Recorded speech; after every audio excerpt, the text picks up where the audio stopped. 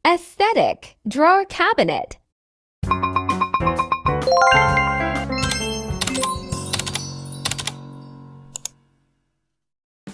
Sobrang nauuso na nga talaga ngayon yung mga aesthetic, minimalist at Nordic design na mga gamit at pati nga dito sa drawer ay meron na din. Kaya nga naisipan ko na rin bumili ng isa para lagayan ng damit ng anak ko. 4 cm width at 4 layers lang naman yung kinuha ko dahil para sasakto lang siya dun sa paglalagyan ko. May ibang option naman kayo ng size at layers kung depende kung gusto nyo mataas or malapad. Maganda rin pala to dahil meron na siyang gulong kaya hindi ka na mahirapang magtulak-tulak or ililipat mo siya ng pwesto. Hindi rin naman pala siya mahirap buuin dahil meron naman siyang manual and instruction. At yan, natapos na nga namin siyang buuin at napakaganda niya nga tingnan. May mga design nga rin pala yung gilid nito tsaka likod kaya lalo siyang gumandang tingnan.